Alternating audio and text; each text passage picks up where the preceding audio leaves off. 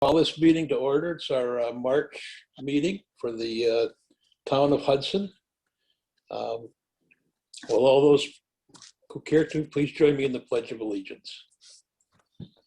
I pledge allegiance to the flag of the United States of America and to the republic for which it stands, one nation, under God, indivisible, with liberty and justice for all. I move we approve the agenda, but not necessarily in that order. Do I hear? Yeah. Second? Yes. All those in favor say aye. Aye. Aye. All those opposed, the motion's carried. The consent agenda. Anyone want to move the consent agenda, or do they have any concerns on this that they want to discuss? I got a couple of questions, Don. One was, Vicki had sent out a resolution 2021-1 to get as recognition for clerks getting COVID vaccines. And I don't see it on the agenda anywhere. I asked her to notice that. We had to add a couple of additional items after it was posted. And I have that listed tonight as other items on the agenda. Under item. And then the other one was J, set up the professional fees escrow account. How is that different than 10? I don't think it is. We have Chris here tonight. Is there any difference to that, Chris?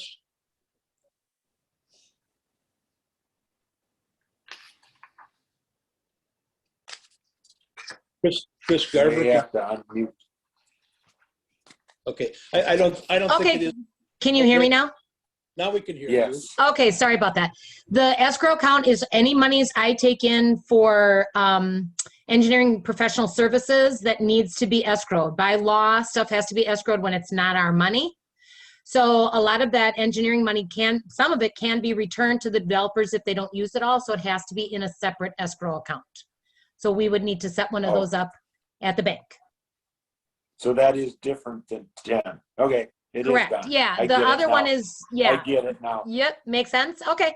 We're doing a budget change in 10. Correct. That's just setting up the escrow account in the, okay. I'm okay Correct. then with it. I move we approve the consent agenda as presented. Okay, I had a question on 57, that speakerphone. I didn't get any information back on that. I didn't get it to you until this afternoon. Sorry. Yeah, well, I wanted to know, how that was authorized, because I don't remember. I know we didn't discuss it and we didn't vote on it. So how was that authorized to spend that money? Tonight in your consent agenda items as an additional bill. And so what it is St. Joe Township, and brought it up at the working session, Susan. And St. Joe had bought 2 of these things, and they thought they could daisy link them together, and they couldn't.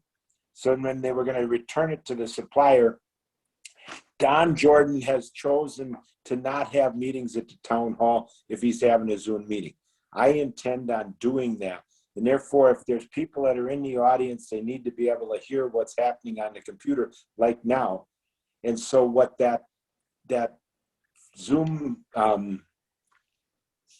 phone does is it works through the computer into the microphone, and it rejects itself out to the audience that's sitting in the town hall. Honestly, I'm hoping that once we get done with Zoom meetings, you'll be able to put that on the table, hook up a microphone from the computer, and be able to have it broadcast into the hall so anybody can hear that is in the hall on a regular basis. So Tim, this question's for you then as well. And this is what I try to have you get back to me. Do you know if St. Joe got reimbursed through the COVID-19 CARES Act for purchasing these? And if they did, if they got reimbursed for that, it's something to look into, that we possibly could have gotten a better price for this, because if it was already paid for by the CARES Act.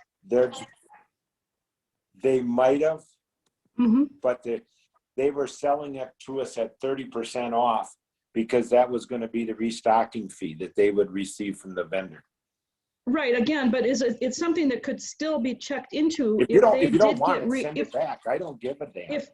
if they got, no, I'm just questioning, if they got reimbursed fully by the state of Wisconsin, maybe they would still give us an even better deal. That was my question to you, I but asked. I didn't and they hear, said I didn't no. hear back to you. They were, It's just something to they were ask. gonna give us 30, they were gonna give 30% off. That was what they're recommending. And the town board talked about it and agreed to that price. Otherwise, they could send it back to the vendor for 30% off. So if we want to turn it down and have them send it back, we can do that. I don't care. Well, I think it is reasonable to ask them, that question. Well, we probably should go ahead and do that. But as far as the effectiveness of having the phone, I think it makes sense to do that. Yeah. It does. I just wanted to know if Tim was willing just to ask them if they did get reimbursed by the state of Wisconsin, and if, they did, maybe there's a chance of a little better deal. That's all. I mean, I'm just looking out for the town. It doesn't hurt to ask. I can ask them that. Okay, perfect. Okay. Thank you. Thank you. Okay. Any other questions on the consent agenda, or can we move ahead? Well, okay, I have one question here. This is for Chris. So this is in regard to the treasurer's report as of 3/2. Okay. So we moved $6 million out of the money market account. Correct. And that went into the Citizens Bank checking account. Correct. And then there is a debit from the checking account. Correct. For six. So where did that money go? That's all the tax money we owed the county, WITC, Okay. and the Hudson School District. Okay, just wanted to confirm that. Yep. Okay, thank you. Uh-huh. Tim or Ken, any other questions you have? Okay, hearing none. Was there a motion? I think there was a motion made on the consent agenda, was there not? To approve? Yes, but no second. Do I No hear a second yet, Don. Do I hear a second to that? I'll second that. Okay, a motion made, it's been seconded. Any further discussion? All those in favor say aye. Aye. Aye. Aye. The motion carries. Okay, we have a large agenda tonight, and I see we have 24 people, and they're still coming, so that's great. Committee reports, anything on fire? I talked to Scott, long and short of it. We were going to talk about a meeting in March and then in April, and so Karen and I talked today. We're going to tentatively set the next fire advisory board meeting for May 18th because she wanted to wait. One of the things we do on an annual basis is determine who is the chair, and most appointments aren't done until the May meeting in most municipalities. So I said, why don't we wait till May 18th? And we haven't met for a year, so it isn't going to matter whether we meet March, April. We can wait till May. So that's where we're at. May 18th is probably when we'll meet next. Okay, that's it. Library, anything? Any update? No updates. The only update I have in the library is the Shelley Tongas asked to be on our April meeting, which I think is going to be March 30th. We should confirm that later tonight.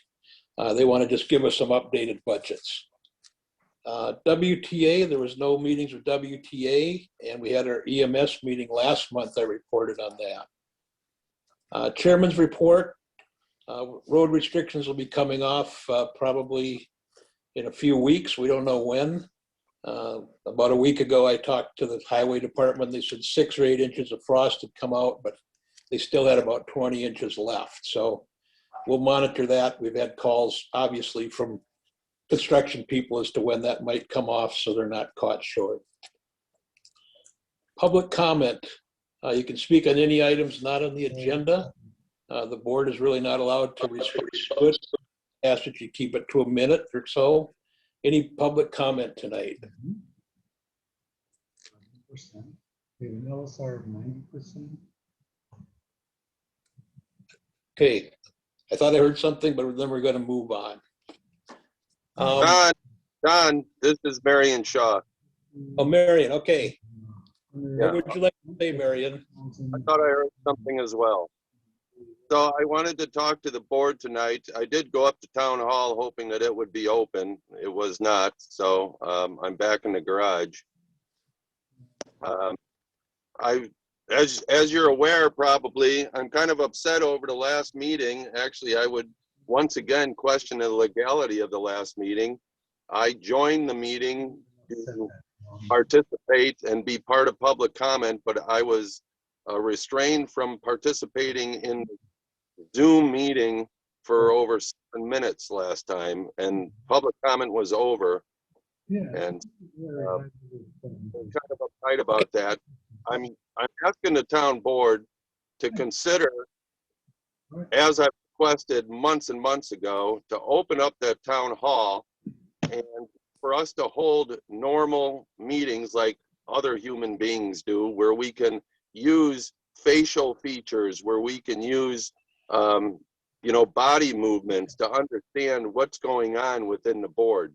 This Zoom format does not provide any of that. And I would just really hope that there's a way that this will be worked out. I don't know why it's not happening. There's other towns all over the county that are participating live. And if nothing else, we should have a place, a public forum to go to. Not everybody is connected with technology. That's a big point. Okay. All right. Thank you, Marion. And for those who haven't muted their phones, I can still hear chatter in the background. So I need to have you mute your phones or make sure you're far away from your speaker. Don, right. I do have one other point, and it is in regard to the library. My understanding is that they are coming at the end of the month, and they're coming to propose a budget with a large increase. And I'm going to go on publicly and ask that the town board consider very heavily to not consider that increase, especially in light of some of the actions that the library board is utilizing funds for. Voices in the Valley is certainly one of those. And so I'm looking forward to that interaction with the town board with Shelley and to see how that goes. Thank you. Okay, thank you. Anyone else who wishes to speak on public comment tonight? All right, hearing none, I'm going to move on. We have Rob Kreisig with us from the St. Croix County Highway Department.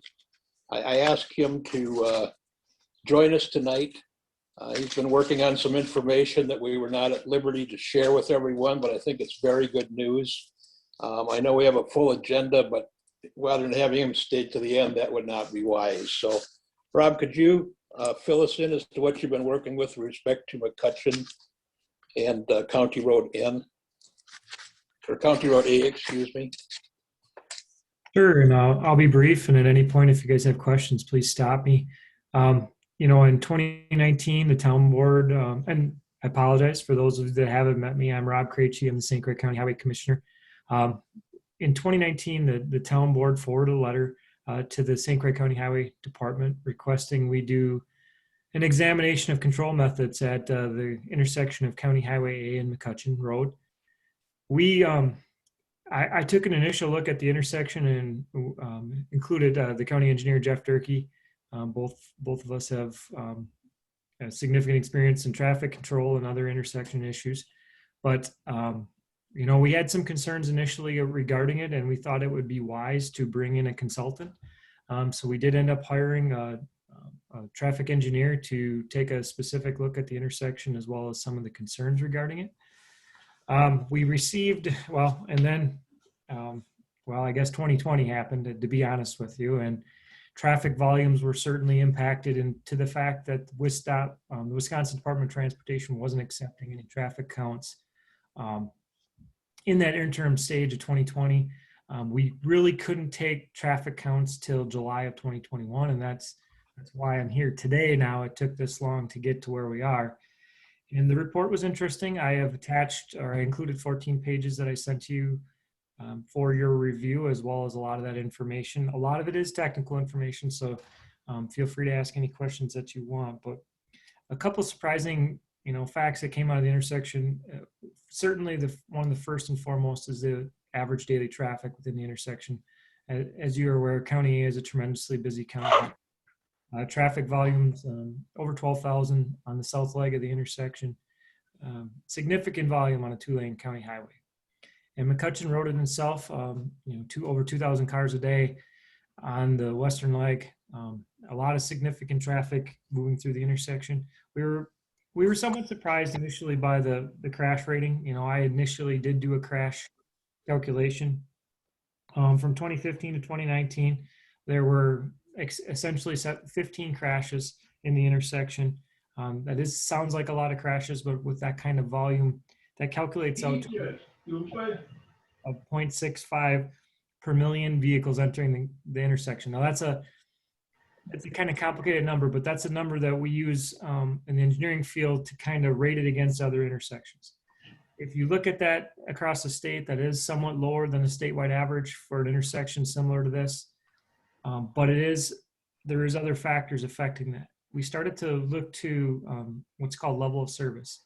Level of service is a measure of how functional an intersection is, how much congestion is in the intersection, how well traffic flows around the intersection. And that's where some of A and McCutcheon challenges started to appear.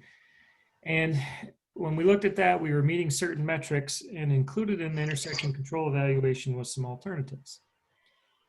We did have the engineer look at two alternatives, and the first was traffic signals. There's a section of the report on the traffic signals, and then the second option was a roundabout. Looking at the options, our recommendation as well as traffic recommendation was a roundabout. There are, some advantages of roundabouts versus rural traffic signalized intersections. Signalized intersections in rural areas tend to have, they tend to do reduce crashes, but the crashes that do happen in those intersections are of high intensity and often lead to injuries. Roundabouts have been proven to lower, in particular, fatal and high injury crashes simply due to the geometrics of the intersection and how traffic flows around them. So taking the report, hopefully everyone's had a chance to briefly review that. Some of the impacts are significant with roundabouts. But in this case, the roundabout, there is a schematic in your packet that shows how the roundabout would kind of fit in that intersection. There would be some limited right-of-way impacts, including to the property at the town hall. And, some of the other impacts of roundabouts would be initially cost. The intersection is being estimated between $1.5 and $2 million. It is a significant impact to the county's budget. We are looking at any and all alternatives for funding. We have actually already put this intersection in for what's called the Highway Safety Improvement Program through the Wisconsin Department of Transportation that is federally funded through the FHWA. And hopefully we'll find out soon, early this summer, if that application was successful. If not, we'll continue looking at other funding sources. And then just ultimately local traffic impacts. Construction impacts would be significant. We would look to close this and detour simply because I don't believe this can be constructed under traffic in any reasonable fashion. So there are going to be some impacts coming. We're very early in the stages. There will be significant amount of public input and outreach. But I really wanted to get in front of the town board, as you guys were one of the first ones to request an evaluation of this intersection. And I wanted to answer all your questions. Kind of maybe if you have rough timeline questions, we can kind of answer them, but that's really up in the air yet at this point. But, with that, I talked a lot in a pretty short amount of time. So I would welcome any questions that you have and any concerns, and we'll certainly take that into consideration. Questions from the board? Yes. Rob, Tim Foster, 2-lane roundabout, and I'm assuming, and how about going north on A, would you be able to make a right turn off of it onto McCutcheon like they do in Roberts off of 12 and 65 without being part of the roundabout? So I guess make sure I understand, you're asking about what we call bypass or blow-by lanes where you can sweep through without taking within the roundabout. That depends. We did have some initial geometrics looked at. We are looking at the level of service. There were some long range. One thing I'd like to highlight is the potential growth rate. The historical growth rate in this intersection is 1.9%, which when you look at traffic volumes is really high. And I don't think that surprises anyone in this meeting simply because of the amount of traffic you've probably seen change on that road through the years. But some of that design is going to dictate whether those bypass lanes get put in initially or they're a down the road project. So until we get into the very hard engineering of it, I can't answer that 100% yet. Okay. Timeline and when you think it might happen, and just a guesstimate, and how long do you think the project will take to complete? Timeline, if we were successful in a highway safety improvement project, I would typically say start to finish in that program is 3 to 4 years. The funding is the challenge. So to give you a perspective, the county's construction budget on a given year from a county's level is about $3.4 to $3.6 million. You know, if we had to absorb a $2 million project, it would essentially, really handicap us. So we would have to look to fill that in on a particular. If we could get it into a federal program and get some funding, we would move it as aggressively as we can. We showed the federal government as well as state government that we would move it as quick as possible. So we would start design, if approved, hopefully by fall. So realistic, Okay. probably 2 to 3 years, that as a realistic time frame. Okay. As far as construction, it's going to be a long summer. I hate to say it, but it'll be a long summer before we're done. We would look to, we like to bid these projects early. And what I mean by that is we like early spring construction, unless there's specific things, and the school would be the specific thing that I would see here. And we might have to build some time restrictions in and around school. That would be my guess. Okay. Hey, Robbie. That's all I have. Robbie, Ken Thill here. I was one of the first to voice concerns over this intersection, and I was a proponent of a roundabout, and I really like what you guys came back with. I'm glad it came back the way it did. And as far as funding, I think it's a pretty important intersection to get taken care of. We're lucky the accidents are as low as they are there. I think I've seen a lot of near misses on that intersection. It's pretty crazy trying to get even across from McCutcheon going west-east or east-west, either way. And I think we should do everything we can to try to find funding to make this project move ahead. I think it's a pretty valuable project. So thanks for your guys for the consultant and getting that done. It's a good first step. Yeah, and being armed with the right data is important. We initially did some initial calculations and we needed a little bit more, and that's where we brought in the traffic expert. And one thing I'd like to highlight is County Highway A is our highest volume county highway in St. Croix County. We do monitor it for safety reasons. I often use it as an example. I hate to say it, not a good example, but it's mind-blowing for me. I did a local safety program look across the county. It's something we do to try to do preventive maintenance on our system. And I can tell you that 17% of all crashes that happened over the last 5 years on the county system happened on County Highway A from Hudson to New Richmond. And that's mind-blowing that 1 in 5 accidents happen on one stretch of county highway that's roughly 12 miles long. So we are constantly looking at improving that corridor for safety enhancements. So, and I think it's a good fit. I'm glad to hear there's definitely some support, at least from the town. So roundabouts have been proven effective and moving high volumes. You guys have one just to the north at G and 65. So, it would look somewhat similar to that, but I appreciate the comment. Yeah, I know roundabouts are not always a popular opinion, but I think that would be a good fit there. And for the long run, not having stoplights to maintain, and I think it's a good option. Yeah, I agree with that also. And I do have a question though, in regard to, that thought of a bypass lane. With that, it seems like that would almost require some change in terms of our parking lot because that would probably encroach a little bit too far.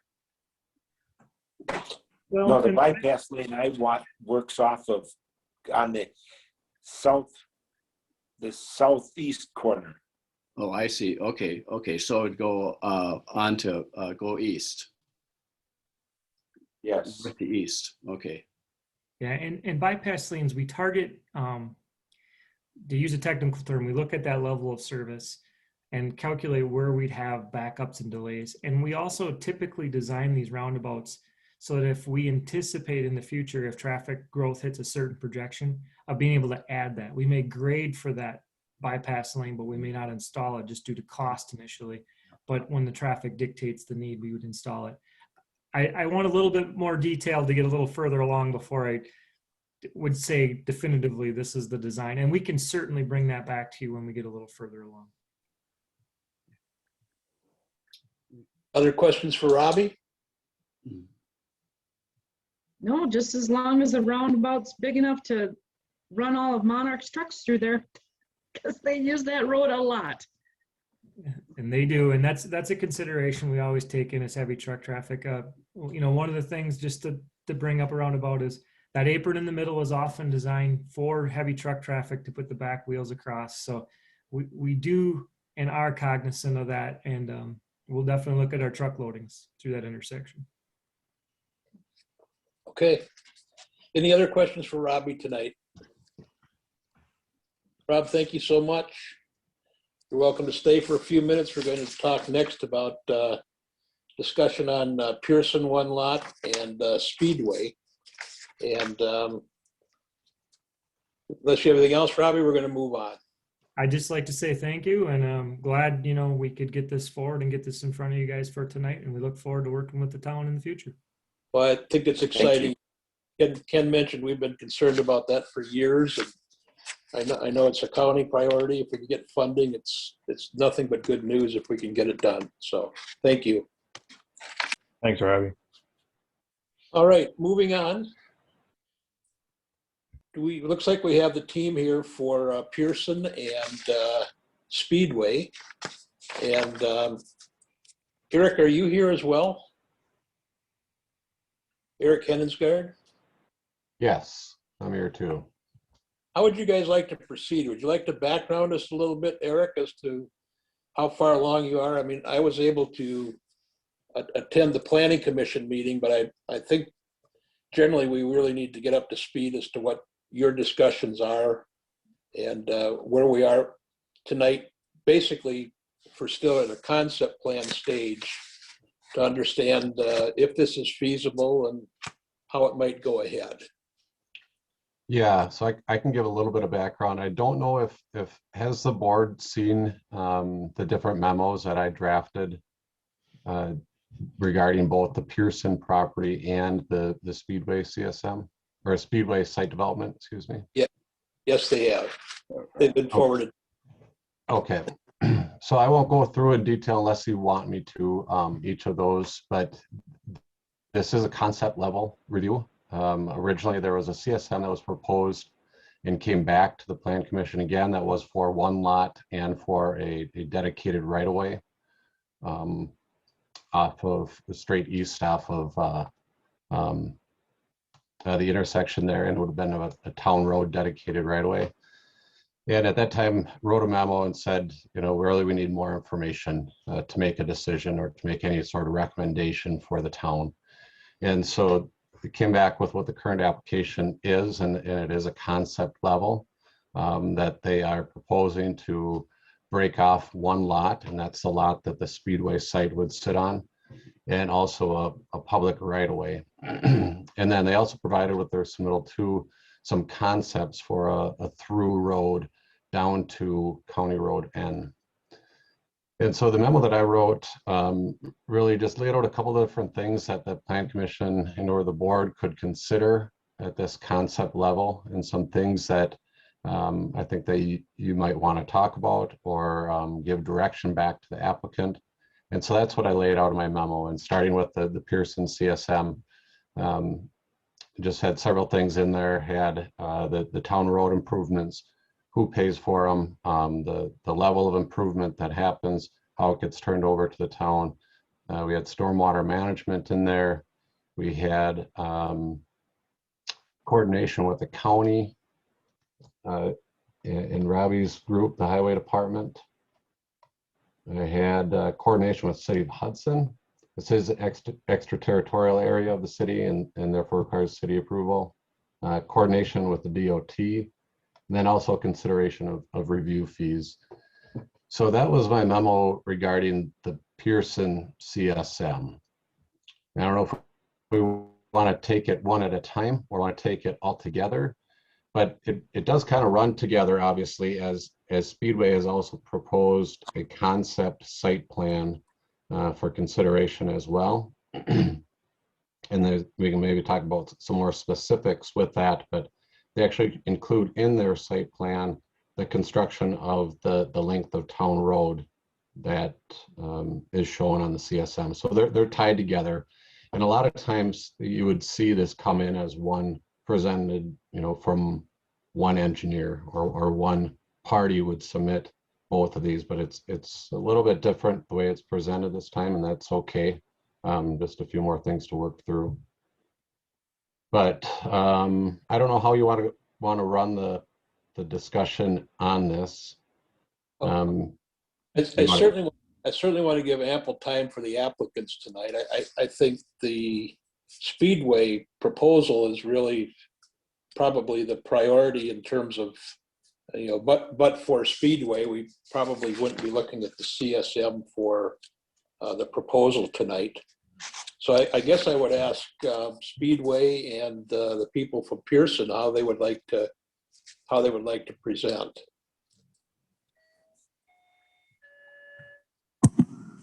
Mr. Chair, this is Brian Zeller. Yes. And Matt can certainly jump in here. We can provide some answers on the Mr. Pearson side of things, but I think to keep it simple and like you say, the bulk of the detail is more on the Speedway site plan. The intent is to split off the lot and specifically to the road. That would be built to the standards that everybody agrees to, and that would be at expense, and that would be immediately upon a CSM approval. So I just wanted to clarify that. Thank you, Brian. I'm sure the board's going to have a lot of feedback for everyone tonight on our concerns and support, but I think unless you have other feelings on that, the CSM can take care of itself over time, but the site plan and how that connects to County Road U and County Road N and all the issues that Eric just outlined, I think it might be wise to have Speedway present as they did to the Planning Commission. And there is no right or wrong to this tonight. You can always jump back and forth if you have input from either side. That's reasonable. So Brian, if you're acceptable with that, why don't we ask the Speedway people to give us their presentation then? All right, my name is Chris Kolashevsky, and I'm from WT Group Engineering, and we are Speedway's architects and engineers. With us this evening is Rachel Skur, who is the Speedway project manager. Frank Petrich, a co-worker of mine, is the project manager from the WT Group side. And Tom Halleck is here from Speedway with Speedway Real Estate. We're wondering if Frank could do a little presentation. We have a colored site plan that we'd kind of like to walk through. Sure. All right, Frank. I need, the host needs to enable participant screen sharing. Let's see, Frank. Can I do that just by giving you the host duties tonight? Yes, and then I can probably give you those back. Okay. You have to promise. I promise. This will be a very short meeting. All right, let me find you here, Frank. You did say Frank Petrick's presenting, right? That That is correct. All right, hang on.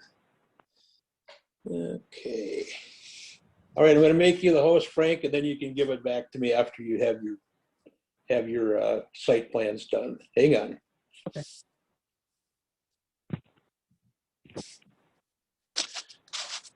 All right, let's see if that worked. That did work.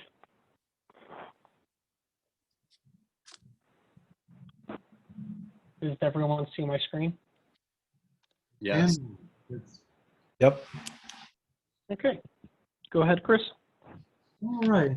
First of all, we want to thank you very much for this opportunity to present our proposal. Speedway, this little comment on the slide is very true, that they are very proud of to be part of the communities that they serve in. We'll get into that in a little bit more detail. But next slide, Frank. This is the overall development, and as you know, it's just under 31.5 acres. And we would be selecting a portion of that site, as Frank is highlighting there, that would be about 3.62 acres. So about 11.5% of the overall development is what we're looking for. And just to keep you on your toes, we reorientated the previous slide. North was up and north is to the left now. And now Frank will highlight where our site is, basically right in that corner.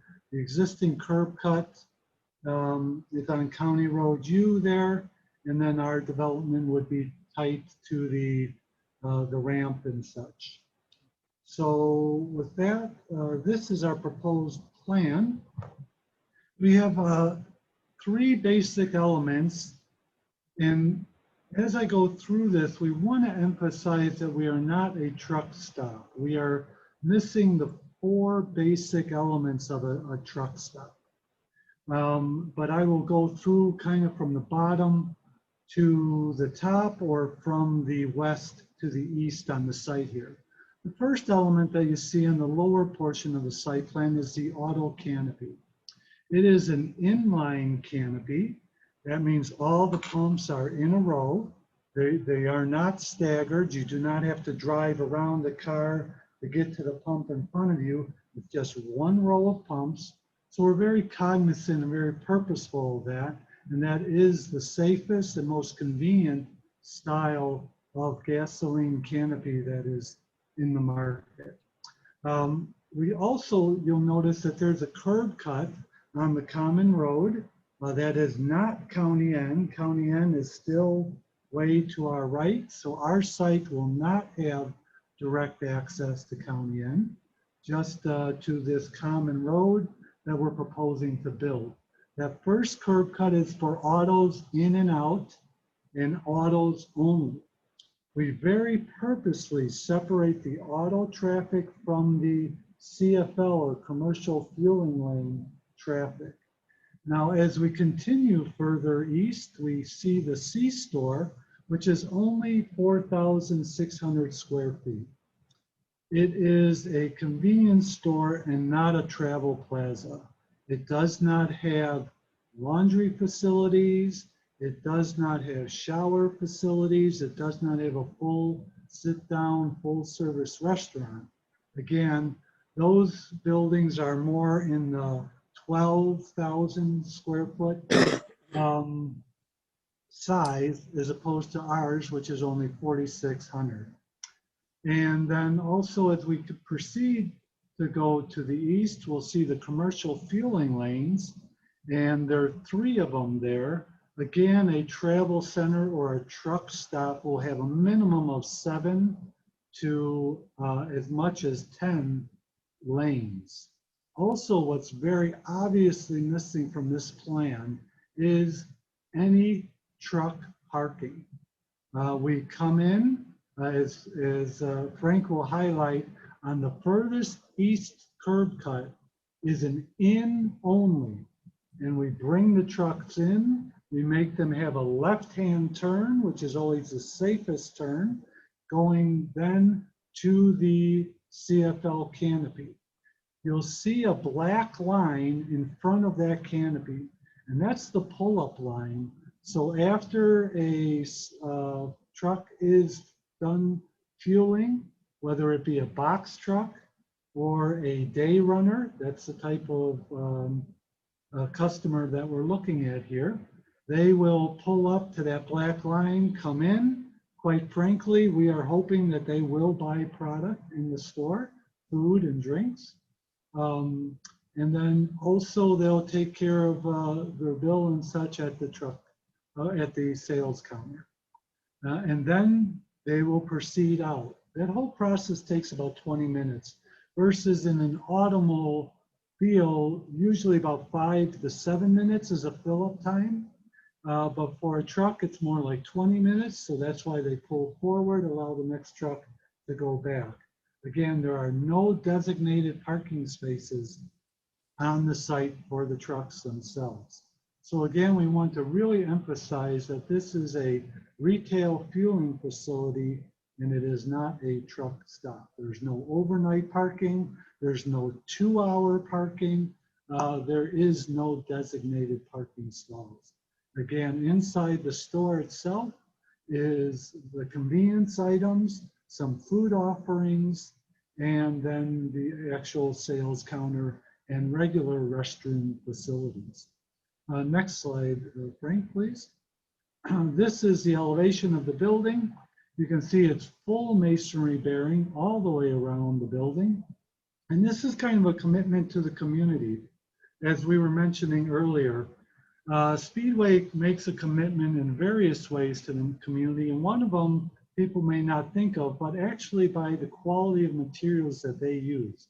They do not build a stick, wood, or metal stud building and then skin it with some kind of finish. They use a full masonry bearing all 4 sides of the building and then cap that with a modest hip roof with architectural style shake shingles. Again, trying to keep a lower impact. You won't see any Speedway signage on the building, just a little reader board on the back, on the front of the building on the left there. And then that's displaying to our customers. In the auto, and if you could back up one slide, Frank, please. When you're under the canopy, under whether it's the auto or whether it's the truck, you are in our store. And what we try to do, quite frankly, is to bring you into the actual building itself. So we are very cognizant of trying to give messages for people to go from the pumps into the store itself. One of the things that we want to mention is that your ordinance allows for an LSR of, or landscape ratio of 90%. As you can see by the vastness of the green on the site plan here, we are at 55%. So we are leaving basically 35% of pervious area on the table. So we're really trying not to overstack this at all. Again, we're 35% less dense than what would be allowed. Also, with the overall development, we show the separation again, very specifically the truck, the auto, separated by the building, entrances on both sides. Next slide again, Frank.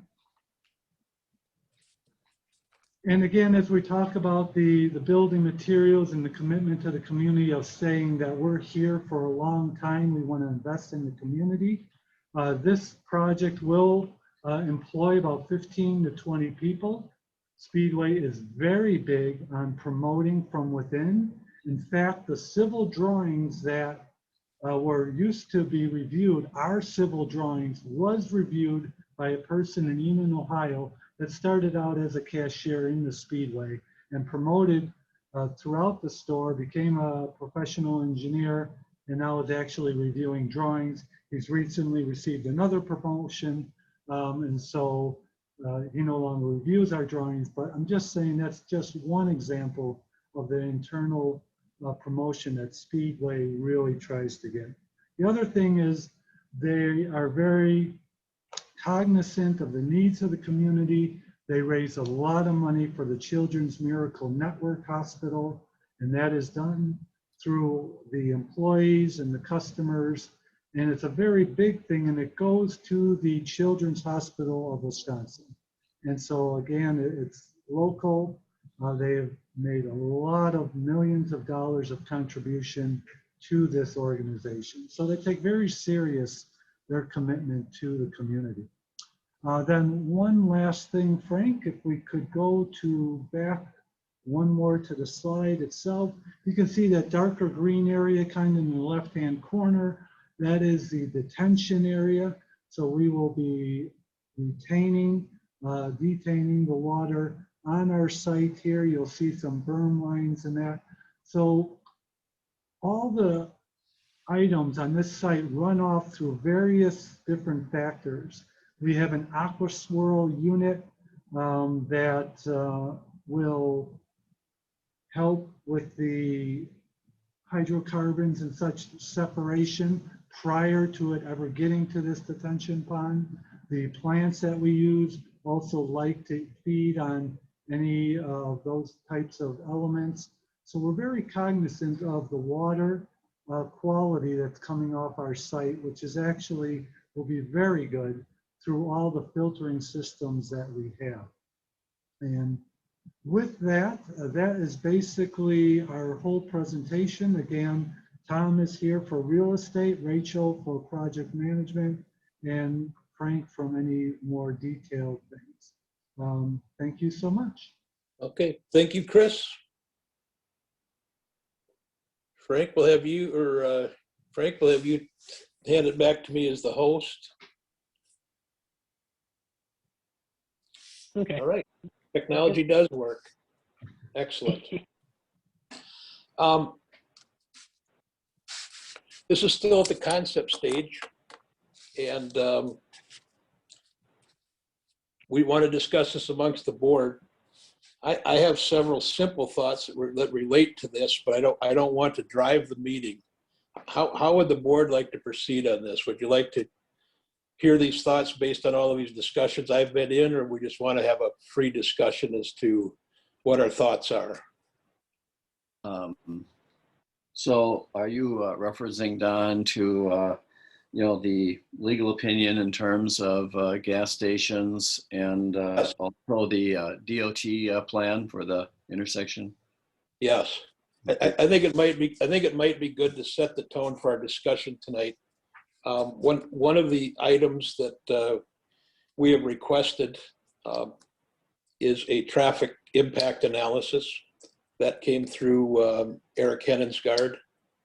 This site is bounded by two county roads, County Road U to the west, County Road N to the south, and the road that is interior is a town road, but it's only, I haven't measured it, but on the plans, it's only about 300 or 400 feet long, and it's proposed with no cul-de-sac on the end. I do want to address the presentation tonight with respect to whether or not this is a truck stop. And it really comes back to our ordinance. Our town does not define a truck stop via use. So it's not because it doesn't have showers, doesn't have a restaurant, laundry, a waiting room, or overnight parking. That doesn't define what a truck stop is under our ordinance. Ours is no semi-trucks. We do want to cooperate with Speedway. It is a permitted use to have a neighborhood gas station. But I have looked at these issues with two things with respect to truck traffic. And I'll just go through them quickly. This proposed intersection is not signalized, and it's extremely close to the on and off ramp at the existing I-94. The stacking of either the trucks that would either exit eastbound or westbound would have to come south on U and then cross into this site. And again, that's not a controlled intersection. So we could be literally having a truck that crosses 4 lanes there. It was discussed earlier tonight, the traffic accidents we've had on A, which is only about 3 miles to the north. And that traffic that's on the interchange there is just as intense. We talked about no cul-de-sac. My concern is the way this is laid out is the stacking. Even if this was to be approved the way it is, we have trucks that would be entering this site. So let's say that's 400 feet long. Average semi is 70 to 72 feet. You know, you're talking 2 or 3 trucks that could get in there, plus all of the car traffic that would be there.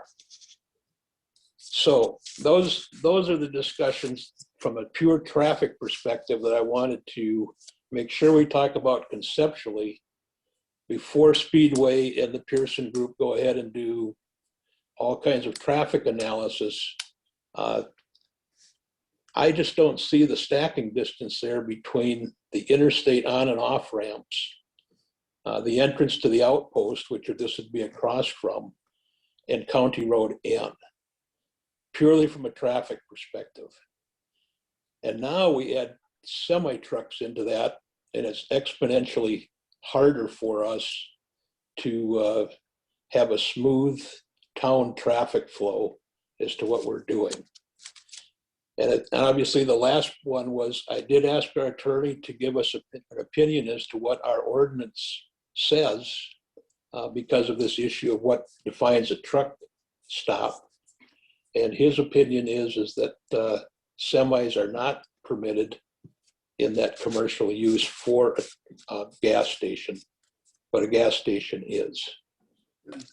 So that I wanted to share with you tonight.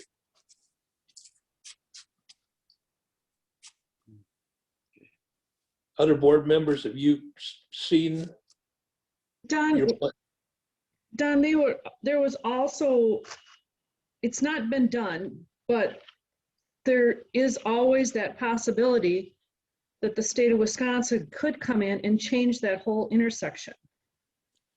Well, that's a very good point that I wanted to ask Frank and Chris tonight if they have seen the correspondence that Eric had from this DOT, because that looks like there's going to be a future on-ramp which would go right through the north end of their existing site. We have seen that, and we do have a meeting set up on Monday with WSDOT.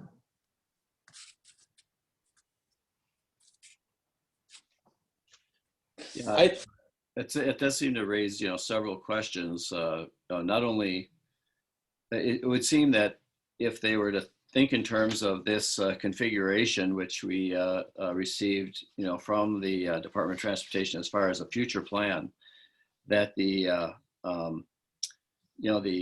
lane that basically going north to get onto the exit ramp going on East 94 would actually be starting right at where the driveway would be. And so it would be, it may have to change that, or it may require the driveway to move down or something. I'm not sure, what the answer to that would be, but I would think that if you had vehicles turning in, off of that, that would create some issues with that ramp. Mr. Chair? Yes. This is Matt Heeb, and I just wanted to comment briefly on behalf of Dick Pearson on that topic, and I think you also have, it looks like Rob is still on as well. Typically what the mechanism for the DOT to do this planning is they can purchase a property, which they have not. They can map it, which I'm unaware if they've done that. I don't believe they have. So I think this was just they like this option. I don't know what else exactly it means. And so that's the purpose of our meeting on Monday, to find out what their true intent is. And this plan, of course, was drawn before we received that information. But obviously, that's our next step to meet with them. Well, you've been nothing but cooperative and working with us, and I know it's a concept tonight.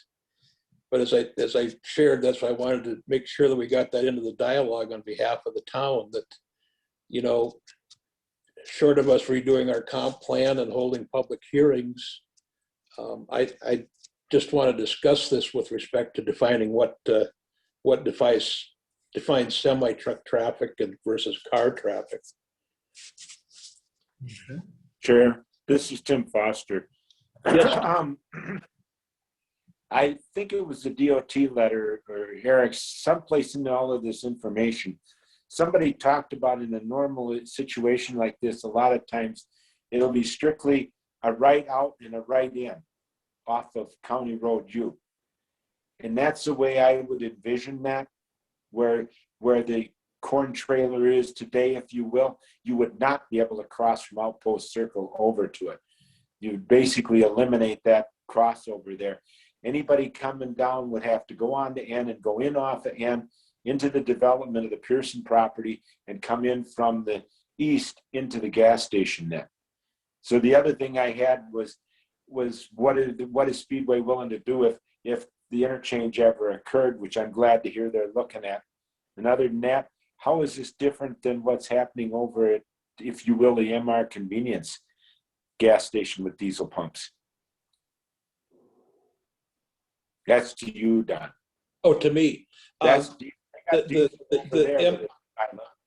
MR Convenience one is basically for straight trucks, and they have that diesel pump there, but it's not for normal semis. You want, there's not, to quote Speedway, there's not 3 full bays, which I guess would be six or 7 trucks fueling at once there, which would be a permitted use under our ordinance. Straight trucks, things that need diesel, but the semis, as you know, they go to the other truck stop to the south as opposed to the convenience store. And I agree, but I've seen diesels over at the MR Convenience location. Yes, you know, which is why I asked for the attorney's opinion for us too, because I just didn't want to get too far along that we were defining things versus use as opposed to what our ordinance says. And our ordinance says cars as defined under the state code, and it says local use, for local traffic that would be using it. Okay. To add on to that, I do like that they're not considering truck parking. It's more or less as truck fueling. So I don't know. I mean, to me, it's not they're not aiming to be a truck stop.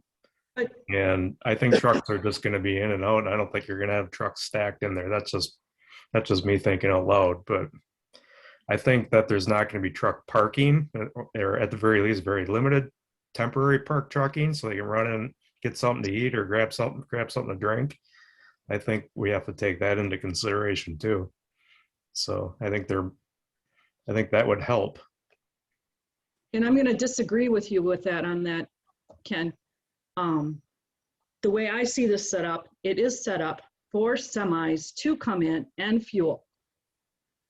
And the way this is set up,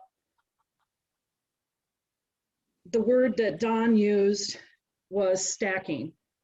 And if you look at this design and see, I don't care if it's only 2 or 3 semis coming out of there that have been fueled, then the cars coming out of Speedway, you're going to be right up to the road.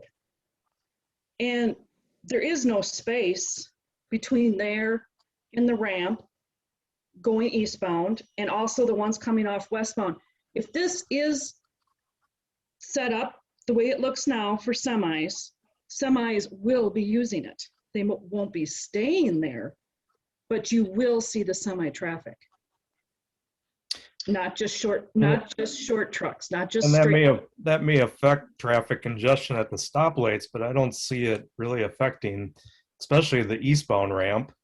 And they got plenty of space to merge over before they hit the westbound ramp. I mean, as a former truck driver, I don't see huge issues with that respect. I just don't. Mr. I Chair? do like Tim's idea where maybe it is a right turn in, where you have to come in off of N, but I don't know. I just don't see a huge issue with the stacking. I don't think it's going to be, to me, if you're a truck driver, you're going to go to the truck stop.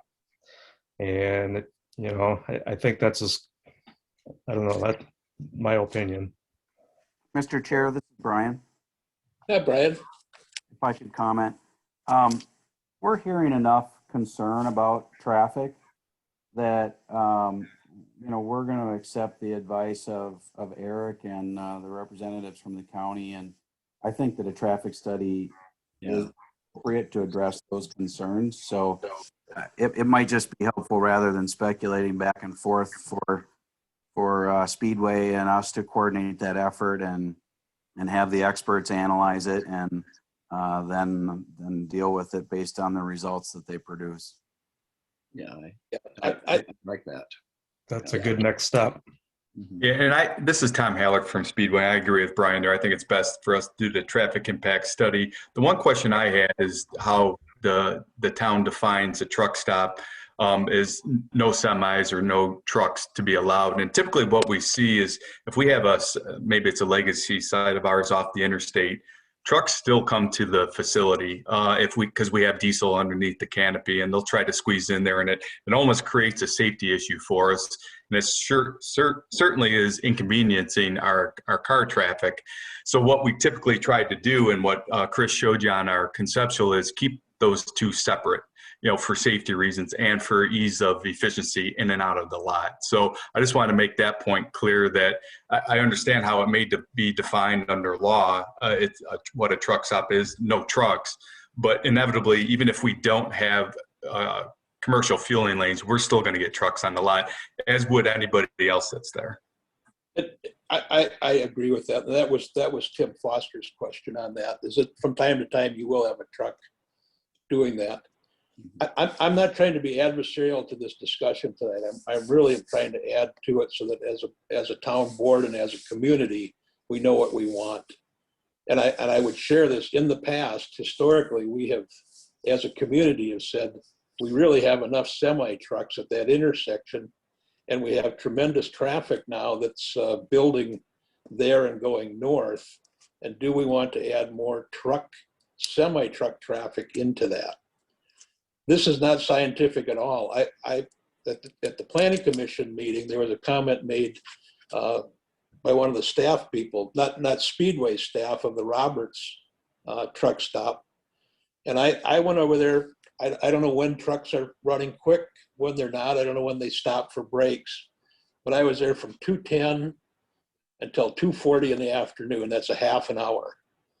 And I thought that was a static truck stop with very little trucking going in and out. In that 30-minute period, they had 16 semis go in and 20 semis come out. And that's at a signalized interchange.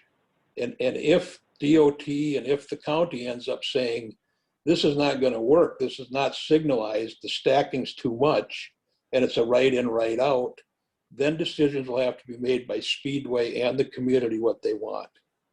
This is one more piece of anecdotal information. It's not scientific. I'm not a traffic engineer. I came back from Roberts and I stopped and watched the Hudson truck stop. And from 3:20 to 3:50, which is another half an hour period, they had 22 trucks come out and 31 trucks go in.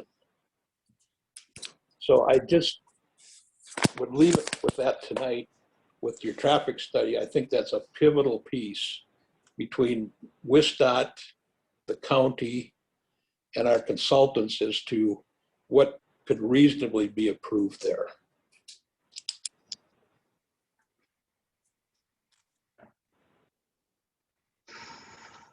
Eric, you're still here with us. With your discussions, do we have some sense as to the next timeline as to when the traffic study would be? Is someone working on that now between you and Speedway? Well, that's been more the Speedway and Pearson group working together to get that done, as Brian had mentioned and Tom had added. And so I think that will drive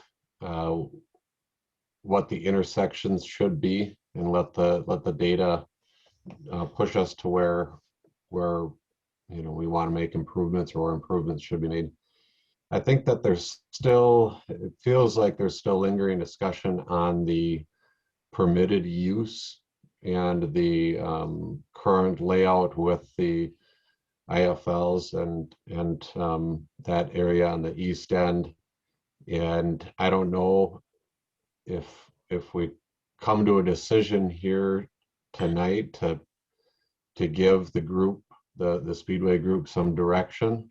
If that's possible, I think that might be helpful for them moving forward. Or do we need to look at it and review different pieces of the ordinance? And I know you had the town attorney weigh in as well. But that's maybe a bigger question in my mind right now is that permitted use and what they're presenting, is it consistent with what the permitted use is? Well, I don't have the answers tonight, and Yeah. I'm not trying to be pejorative towards this request. We want to see development. I think Speedway is a fine entity. I believe, from what I've seen so far from attending all of these meetings, that Speedway could still progress with their plans as a neighborhood gasoline station with cars as defined under state statute. That's in our ordinance. I think we need to do more homework as a board to say, if semi trucks are not allowed, or we don't want to allow them in there, then Speedway would have to decide if that still makes sense to them, and that would still be the layout they'd want. But I do want it in the dialogue. I think traffic is going to be a major issue that we need to discuss amongst all the parties. And I'm glad Rob is here tonight, because the county review of that is as pivotal as what we're doing. Mr. Chair, this is Brian, if I could comment again. Sure. I just want to keep this in mind. The total parcel is 50 acres. So the traffic study, at least from my point of view, and Matt maybe can confirm this, will not only contemplate Speedway and their less than 4 acre parcel, but it will contemplate the entire corner. And that's where I think that connection to the county road to the south will become part of the discussion as well. So I just want to make sure there's going to be traffic on the south side of the freeway. It's inevitable, whether it's Speedway or whatever, else comes forward with interest in participating in your community. So we'll try to address as many variables as we can so that we're looking at the big picture, not just the Speedway use. Wise planning begets wise planning. I think that makes sense, Brian. Right.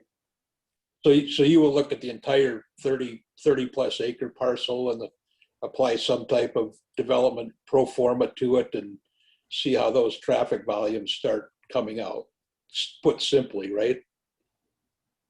Yeah, and it's the one corner parcel is 30, and then there's an adjoining parcel, and I believe that's all zoned the same. So in my mind, it's 45 to 50 acres that you're looking at. But that entire southeast corner that Mr. Pearson owns, typically what I've experienced in the past is you put forth different scenarios of, well, what if there were a hotel there? That's unlikely because you don't have sewer and water, but they do look at different types of uses and the types of traffic that they generate. So whether you have a distribution facility there or Walmart, you're going to have some traffic, and we need to look at the different scenarios. It's a best guess, but that's what those experts are good at. Then from my perspective as the chair, I think we're on the same wavelength. I want to make sure we're protecting the community today and in the future.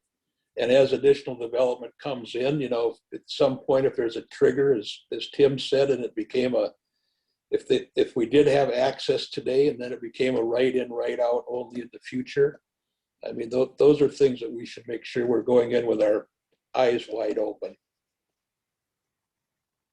Okay. Brian, I got a question, Don, before you get off of this. Brian, that house on the corner, as you start to look at that traffic analysis and what would have to happen on the corner of Gilbert, McCutcheon, not Gilbert and you in the future with that volume of traffic, is that maybe going to need a roundabout or additional lanes or anything because of the volume of traffic that'll be there? Can that house stay there? You know what I mean? Yeah, exactly. Yeah. I'm sure that And the so, you know, for the we house. need to really, yeah. Just a thought as you're looking at that. Yes, absolutely. Yeah. So I just have a general question here in regard to identifying a gas station that caters to semis, because there's a lot of gas stations that sell diesel fuel that really don't accommodate long vehicles. And I guess is there, I would expect there's some sort of a mapping or some sort of promotional or whatever that says this is a semi-friendly facility. Am I right, or how does that work?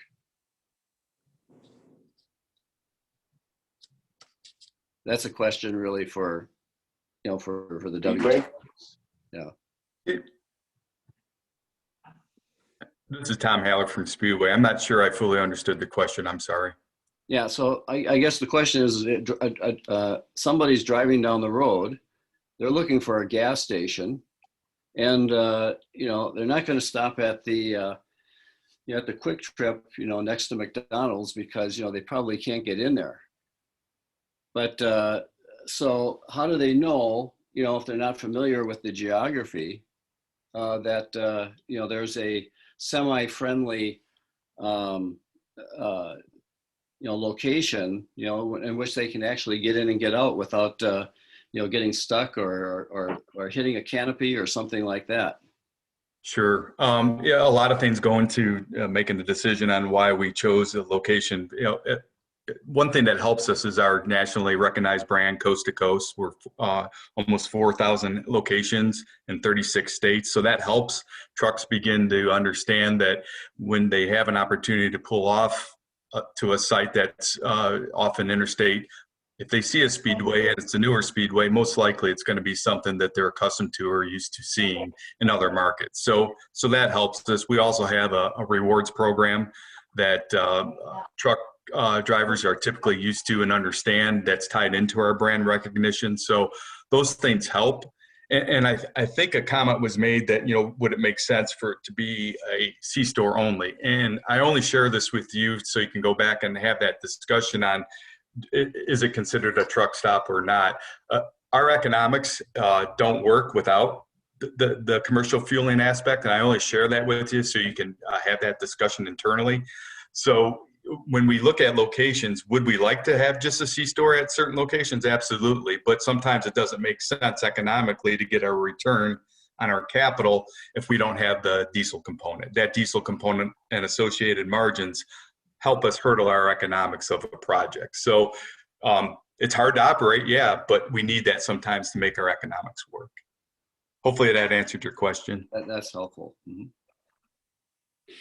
The other thing I'd like to know from the people at Speedway, if you could get back to us on the percentage of trucks that come into a facility like this, semis versus straight trucks versus automobiles. Do you know what I mean? Because you must, if you got 4,000 stores, you got to have that data. Yeah, and that's a great question. And I know that the chairman was also sharing some numbers that he experienced. And we did a study at a location off of I-80 in Illinois. And it's not a like versus like comparison, but it gives you maybe a baseline to work off of. This particular location has, I believe, 6 fueling lanes for diesel. The location that we're talking about only has 3. And in an hour time period, at the peak time, there were 7 trucks during that hour. during, call it the weekend or maybe the off-peak time, there was only 4 trucks. Cars, 36 vehicles, and on weekends, 49. So, and what we're anticipating here is not nearly the volume that we see at the location in Illinois off of I-80. So that gives you a bit of a point of reference to work off of.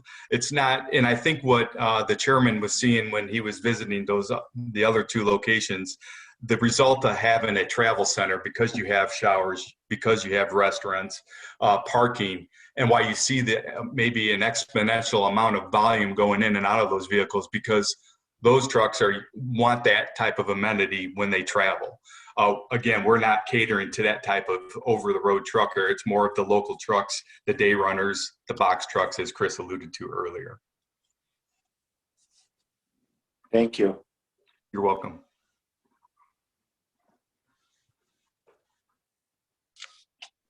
Any other questions or comment? We have a full agenda tonight. Any other concerns of the board? I think we ought to table this just like the planning commission did, Don. Yes. Yes. Yeah. You want to make that motion, Tim? I would move that we table the CSM and the concept plan for Speedway until we receive further information. Do I hear a second to that? I'll second that. Okay, before I ask for any further discussion amongst the board, I don't want to rush Speedway or Dick Pearson's group in any way. Is there any other comments that either of you have before we go to the vote? We just would like to thank you for your time and thank you for your candor. Great. We appreciate that. We try and be very upfront in our town, and we'd rather tell you up front as not. So now you know the concerns and what we're looking at, and let's see what happens. Okay, there's been a motion made. It's been seconded. Any further discussion from the board to table? All those in favor say aye. Aye. Aye. All those opposed? The motion's carried. Brian and Chris and Frank, thank you so much for attending tonight and listening to our concerns. Okay, thank you. Thank you. Good luck. Thank you. Okay, I want to move on just to keep the meeting moving tonight. Next is discussion and action on Venture Fireworks site plan at 631 Commerce Drive. Jeff, hopefully you're still there. I am still here. I don't see myself, so I don't think you can see me either. That's fine. Why don't you do what you can? We have your plans and we have your revised plans. So why don't you just give us an overview and what your request is tonight, and then So what I'm requesting tonight is I want to put up a garage shop building on the Venture Fireworks property. It'll be 30 by 50. It'll kind of mimic the existing building, but it will not be used for fireworks sales. It will not be used for warehousing fireworks. I have the containers in the building for that. This will just be a garage shop for things that I need to do with the property in this. And I did a little bit of amendment. I'd back up and I'd say it's going to be a metal siding like all the other buildings that we see in the commercial district there. I will put wainscoting on the front part of the building like most of the other buildings are doing. It'll be a brick veneer product. It'll be a wood frame building, and it'll be the same shingle that's on the existing building, which is at Certainty Landmark Atlantic Blue. So the buildings will mimic the existing building, but it'll just be far over to the west fence line.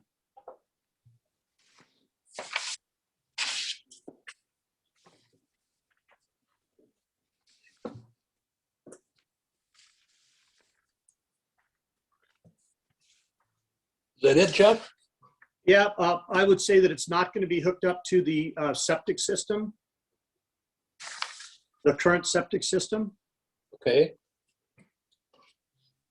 So this truly is a garage type shop that you're doing then?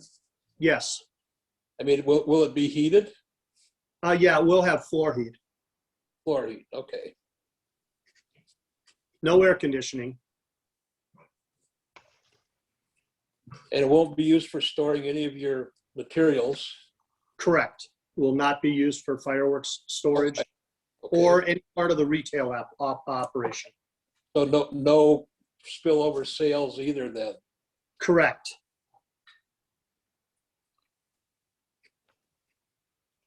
Okay, just for the sake of brevity tonight then too, so no septic, no retail sales. It's basically a heated shop garage. I understood everything you said, except I thought you said something about blue, and it looks like your plan is white.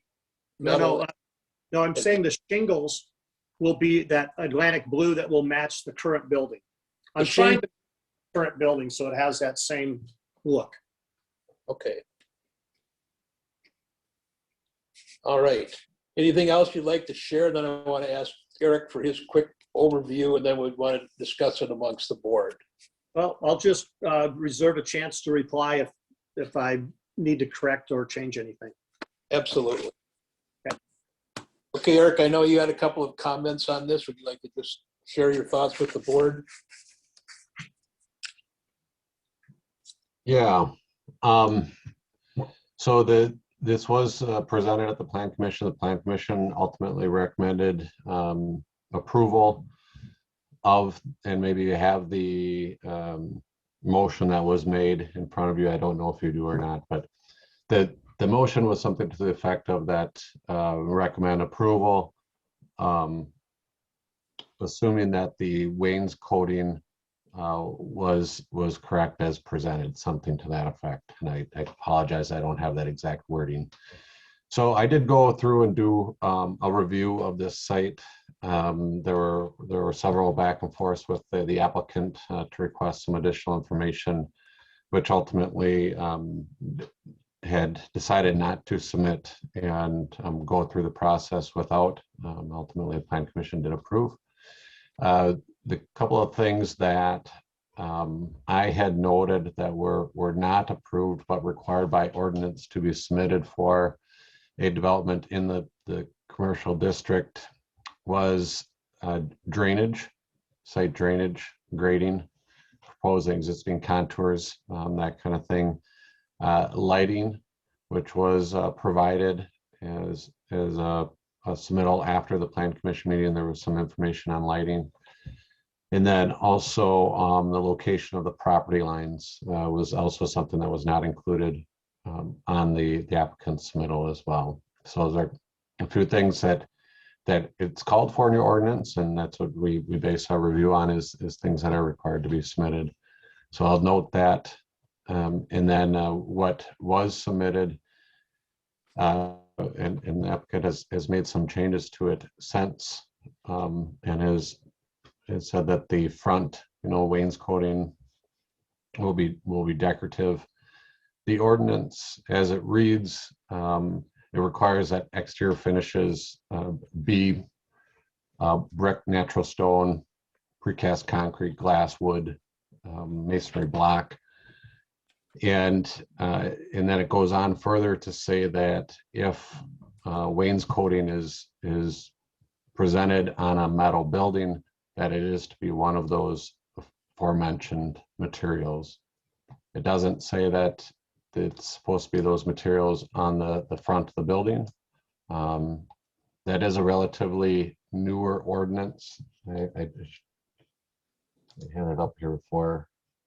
So it was amended August 7th, 2018. And so there's certainly going to be buildings out there that were built before this ordinance was in place. But I noted that as well, that as presented, it doesn't meet the exterior finishes in the ordinance. So I had ultimately recommended that the Plan Commission either table until additional information could be provided, or that they recommend approval with conditions that the information be provided.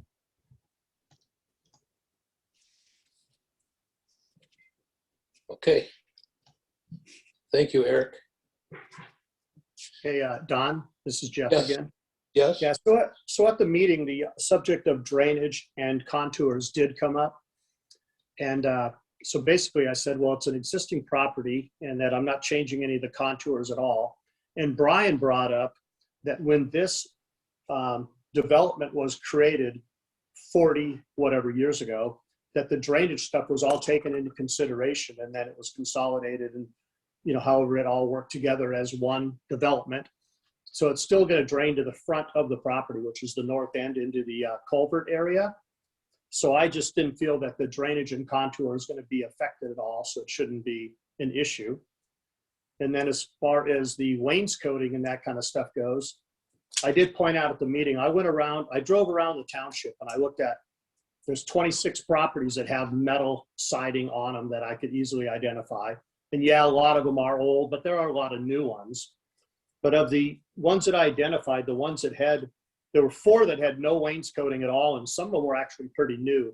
That new building that's behind the Aero building products there, you know, that lumber yard, they got a new building in the back. That thing has floor to ceiling wainscoting with no, floor to ceiling metal siding with no wainscoting at all. So there's new buildings in the township that had no requirement for any wainscoting.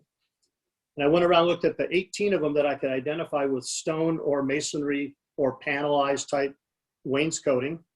7 of them only had it in the very front. 9 additional ones had it, but it ended at the office. So they put up wainscoting, but as soon as the office ended, they stopped it.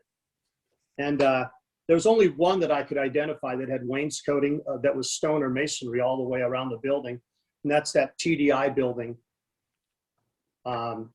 You know, it was at Leonard's Road. I don't know what that road is. But anyway, you know, the TDI building is, they're the only one I could find that had wainscoting that was stone all the way around it. Pretty much all of them either had none, only in the front, or only in the front and then ending at the office. So that's why I asked that I only have to do it on the front. Okay. I would comment on the drainage. Even if regional stormwater improvements are done, think back to the applicant that came in a couple of months ago for the it was like ABI equipment.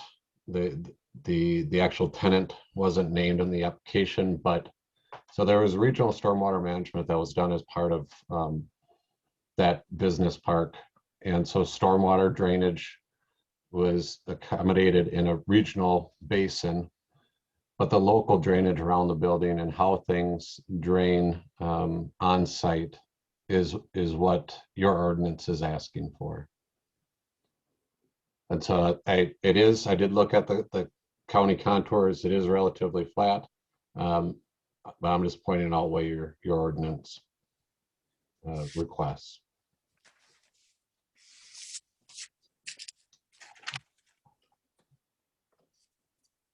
And John, I got a couple of comments, if I can, for Eric. Mm-hmm. Have you talked to Tammy, Eric? About this one? This? Yeah. No.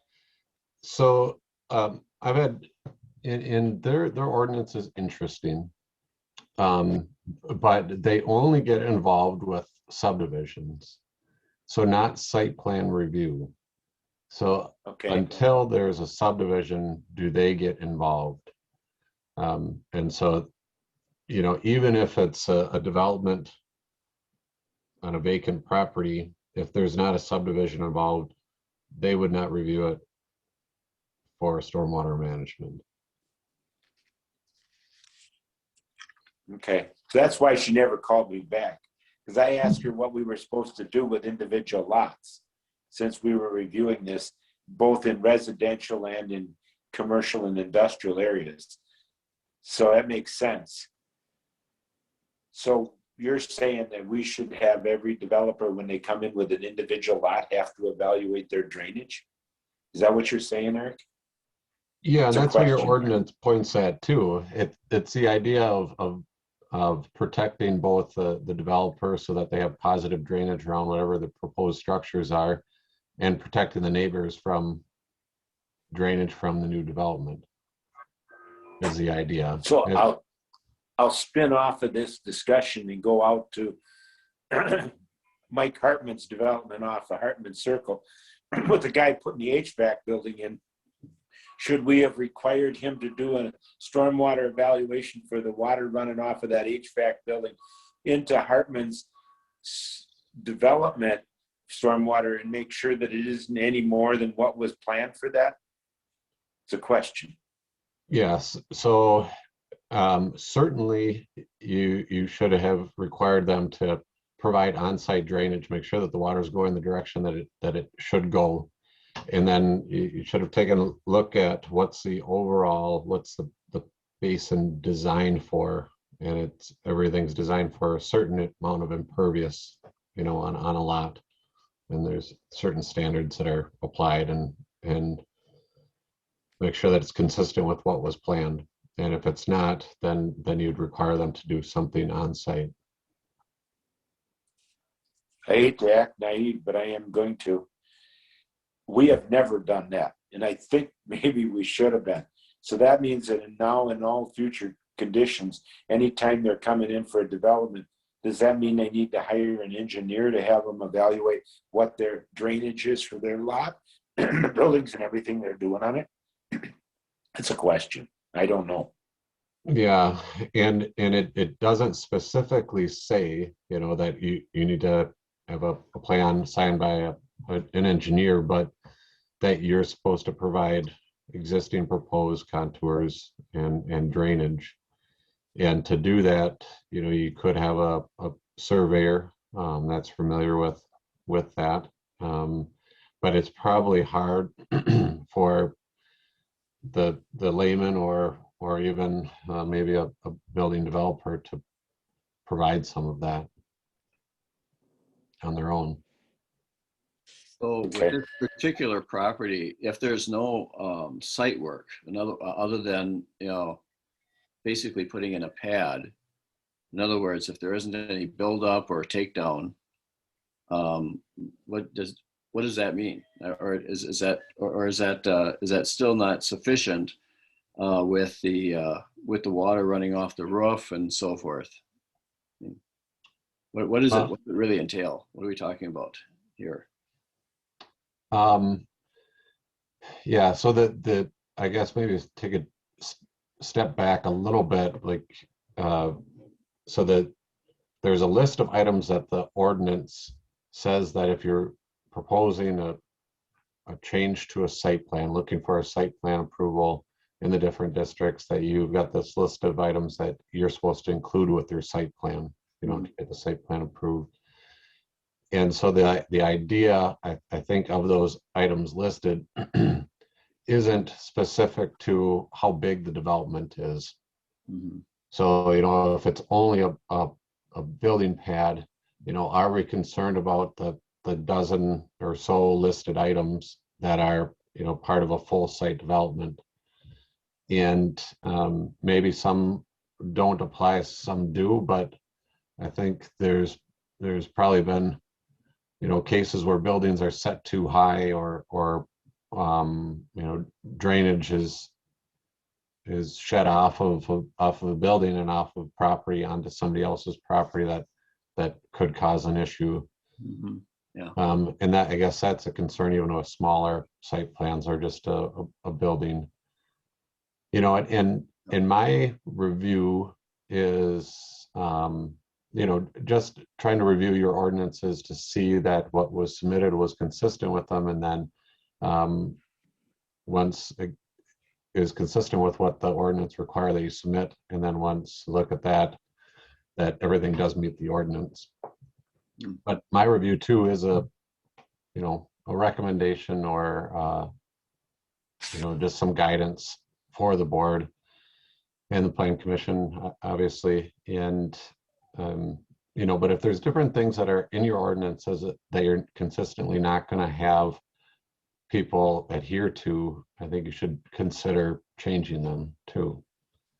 So if you feel that providing drainage isn't important or isn't important for certain sites, there's, I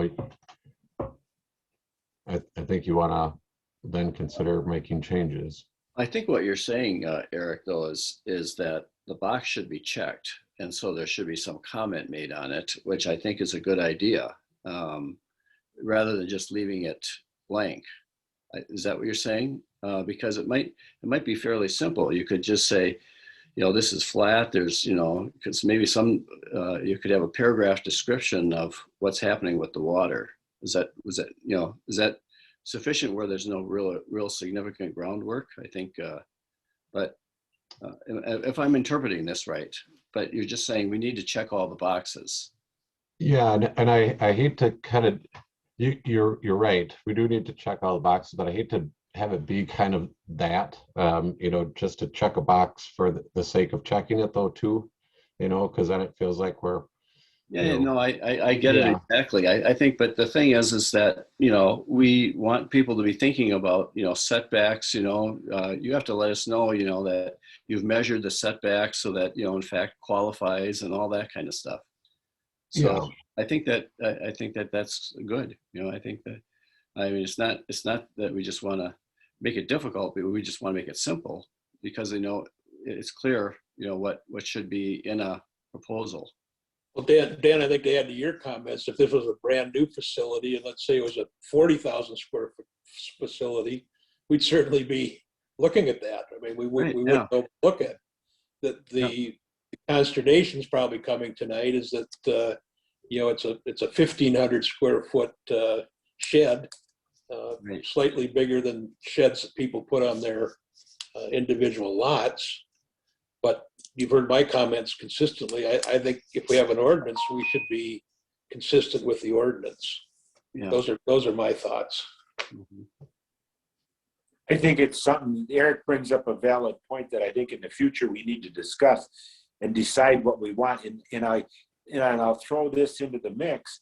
I can remember Kernan Bass saying when he had to do the stormwater runoff for that Hopkins Prairie up on the northwest corner of Scott Road before you get to Burkhardt, he said one of the most difficult part of that was flat.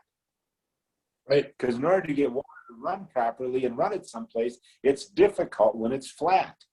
And so just because it's flat doesn't make it, well, you don't have to worry about it because you could end up ponding water places where you don't want it, So I think we should, as a board, talk about that in the future and look at our ordinance and decide what do we want in there. I think that's a valid point, Eric. Mm-hmm. So what are the wishes of the board tonight, and what's the next discussion that we want to have? Well, I think that we do have some issues here, and that we don't really know for sure as far as the setbacks and everything. I mean, it sounds like in all practical purposes, it probably is fine, and so it's probably not a big deal. But there are some unknowns. The property line issue did come up at Plan Commission as well, and the chair, obviously he wears a few hats, and he said that he would look at where the property pins are when he goes out and looks at the building. And so that was kind of how it was discussed at the Plan Commission level. So this is Jeff again. Yes, Jeff. Yeah, that issue came up and I think that was satisfied. It's only a 15-foot side setback requirement and it's a 50-foot front. The front is 132 feet to the fence, and then I have probably another 25 feet just to the right of way. So I have plenty of room in the front, plenty of room in the back, and I'm meeting the 15-foot. I told Brian I would flag the irons. I know exactly where the irons are, and I'll flag the irons when we start to do the footings as he requested. And then I do want to talk to Dan and Tim a little bit about the property is not flat. It definitely slopes to the north, which is where the culvert is. And I've watched the drainage there for 11 years. The only time I've ever had any real water in the culvert is before they did the freeway off-ramp change here a few years ago. I used to have the freeway water pouring through my property on the east side. And that would fill up that culvert. but since they redid the freeway off-ramp here a few years ago, I've had no water flowing through my property ever since. So it does drain to the front, so drainage isn't a problem at all. Thank you. The only other thing I don't remember, Jeff, is the wainscoting on that building that they make those wall panels behind Arrow. That's industrially zoned. Oh, okay. That's not commercial. Okay. Yeah, because that one there has no wainscoting at all. And I think it's because it's zoned industrial. We rezoned that to allow them to put that there. But if you drive It was around, on the other side. there's a lot of buildings that they don't have any wainscoting on the sides and the back. Like I agree. Like the new brewery thing. When you get to where the office part ends, there's no wainscoting after that. And then also a lot of these mini storage places, they only put the brick or the stone on the very fronts that are facing the streets, and then they don't do it anymore. And a lot of them, when you can't see them from the street, they don't have any stone or anything on them. And I think that was always the intent of the town board at the time. But to Eric's defense, we should change the ordinance to say what our intent is, that we shouldn't just leave it that wainscoting is required. You know what I mean? The wording ought to say what you really want. I agree. And also, when I filled out my application, which the date of the application of your form is September 1st of 2020, it doesn't say anything about contours and drainage or anything. There's nothing on the application for that. So when somebody fills out the application and then they think that they've completed it, and then these things come up, it kind of catches them off guard. Yeah. Well, and it is, Thank you. yeah, and we could talk about that. You know, it's still subject to the zoning that's applicable to the lot, and you know, not everybody's familiar with that, and maybe, you know, the board and plan commission could consider a checklist, something that we've done for other communities, and then the applicant can go down and look at everything, and it'll have on there, you know, property lines and drainage and With the application. lighting. And also, Eric, normally if they were to quote the statute, where somebody would know to look up the statute. Now, I was on for many years, so I'm familiar with it, but it doesn't say reference, you know, Town of Hudson statute XXX. You know what I'm saying? On the application. Okay, we've had a great discussion. We have a very full agenda tonight. We can discuss it further, but I think we're kind of getting into repetitive discussions. What are the wishes of the board tonight? Does anyone want to make a motion? I would move approval of Jess Osbeck's site plan approval for 631 Commerce Drive with the changes that he added to the facility on February 27th to reply to the planning commissions that shows the wainscoting and the strip color, etc.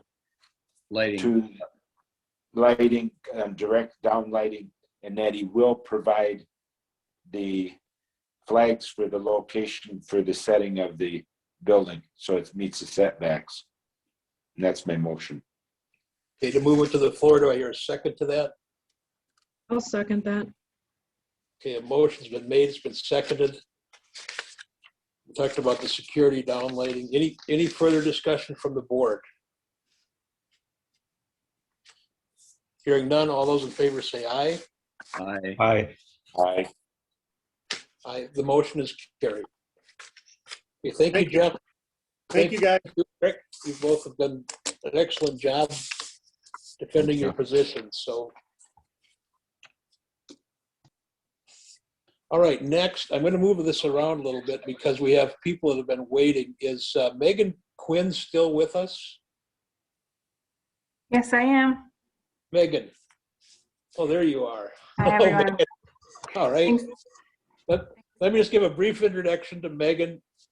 Megan had called me once, and then she called back. I said I'd do some legwork. I'll let her fill you in. She lives on Trout Brook Road. She's seen many accidents there. And she asked if she could approach the town about some possible solutions to that. So Megan, with that, the floor is yours. Sure. Well, thanks for having me on. I don't have any solutions for you, but I did want to raise up to you some concerns. I'm not sure if you're all familiar with the Trout Brook Road area, but my home is just south of the big hill coming right off River Road. And we've been here about 5 years, and apologize, I don't have any data, but anecdotally, nearly every snowfall, we see cars go off the ditch there. And it's quite a dangerous spot. When I called Mr. Jordan the first time, we had just had a young girl go in on a Friday evening, and that same weekend we had 2 more just that weekend that I witnessed personally. So it's a big area of concern. I've spoke with a few other neighbors, and some of them have concerns as well. And I just wanted to raise it up too. I don't know if the solution's a guardrail or more painting. The paint on the road has worn off, or even some signage there.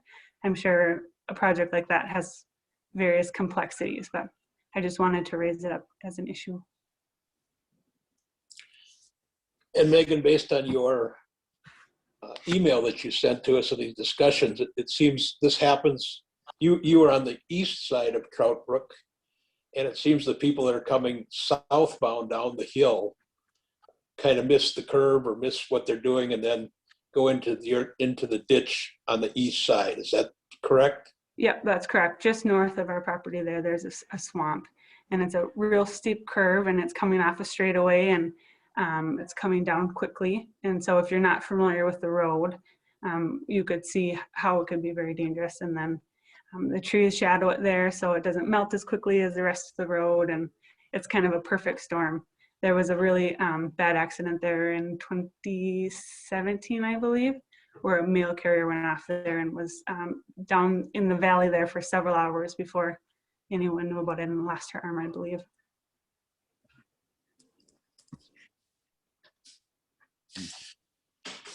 I wanted Megan to come tonight because as the town chair, I'm not endowed with any special solutions. I think it's important that the board hear this, and we continue to be aware of it and see what other options are available. I did ask the highway department to go out and look at it to see if there's any simple, quick issues that we could do. I put that in the board's packet. There's little to no right of way there. It's a rustic road. We have some dangerous situations in other parts of our town.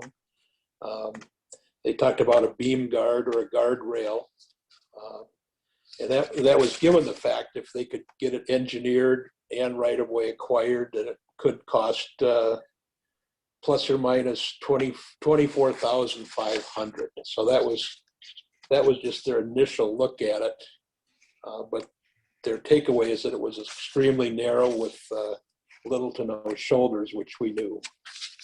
So questions for Megan from the board, or thoughts to share with her? Megan, this is Tim Foster. I've been on the board for 30 years, and the chair that lived just down the road from you, literally. I don't remember what Jeff Johnson's address is. It's either 1006 or 1016. He's on the corner down further to the right before the big curve. And he never mentioned that before. But as I read it, and I read the county's report on the guardrail and the difficulty that you bring up a valid point that people are coming off of River Road in the straightaway and everything, and all of a sudden they're going down the hill, and if they're not in control, to me, there's several things we can look at. One of them is signage. Signage could help dramatically. I agree with you we maybe need to paint that road more frequently. And then the other thing that I would like to consider maybe is we need to do more, and it's something that I was going to look at in the future when we look at our budgeting for next year, is get some more salt into the salt sand mix, so that you don't have as much ice on the roads. Because you're right, once they get icy from the shade, and because it's a rustic road, we haven't been trimming the trees back enough to open it up to the light. So I don't know if that means trimming trees more or just going to more of a salt sand mix or something, but I agree, we need to look at it. It's a good suggestion, it is. Other comments from the board? Yeah, I would just say that that road's always been a very hazardous road, and I mean, it would be, ideally, it would be nice that we had more right of way and that there was more shoulder that could be built out and so forth. I don't know if that's something, you know, that, you know, we can research or whatever, but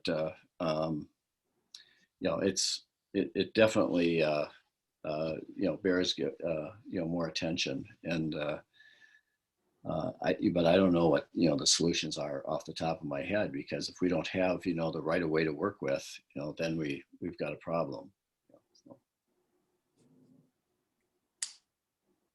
But I think some. You know, the other thing, Megan, we're good. Yeah, yeah. I like what I like. I'm sorry. You should know, Megan, is the rule of the road is the teens always want to see if you can make that road at 90 miles an hour. That's like a big thing, and it's like, you guys are nuts. Yeah. There's no way you should even be trying to do that at 50, more or less 90. And that's why there's been so many deaths on that road. Yeah. It's been just crazy. Yeah. Right. And that's my biggest concern. You know, those of us who live there were very aware. And when my young kids are learning how to drive, they'll be very aware. But I worry for those young drivers and those who aren't familiar with the area. Yeah. Yeah. Right. Dan, you were going to finish your sentence. Do you have something else to add, Dan? You know, I do like some of the Tim's comments, and I think that, you know, we should kind of you know, it'd be worth a field trip or some, you know, kind of looking at the whole situation and seeing if there is some at least modest things that are feasible, like including, you know, like getting some more light on those spaces on the road there. But, you know, I mean, the beauty of the road, part of the beauty of the road is the trees, you know, so you just don't want to get rid of them. Yeah. I don't know. That was I don't know where. You wanted to keep them. Yeah.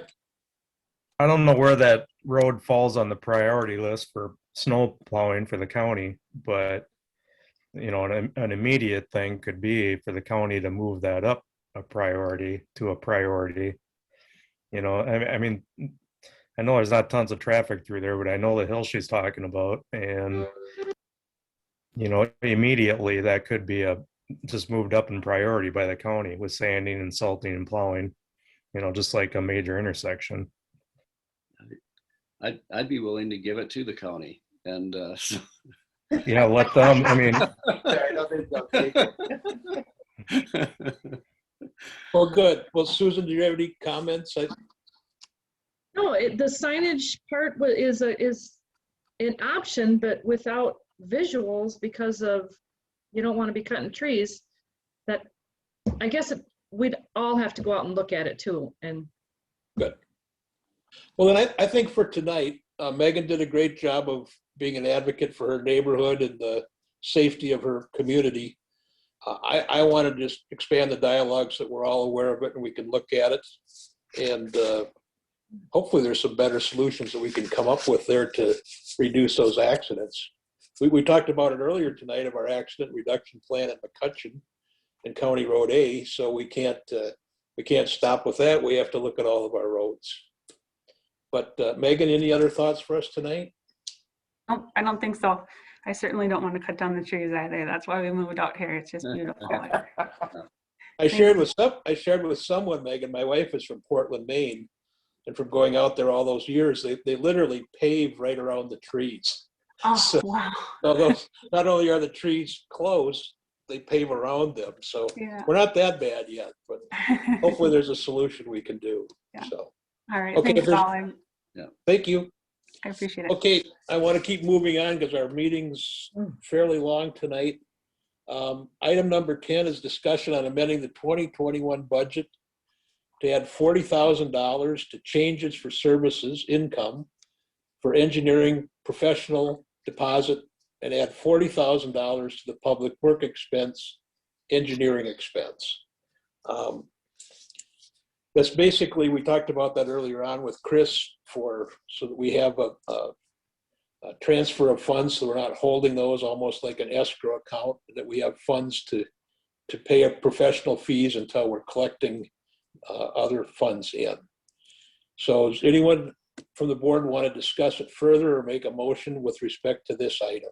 Yeah, I'd like a comment or question. So the point is that this really is not additional spending. This is really, we're putting the money there to kind of, to be paid back to us at some point in time. Is that correct?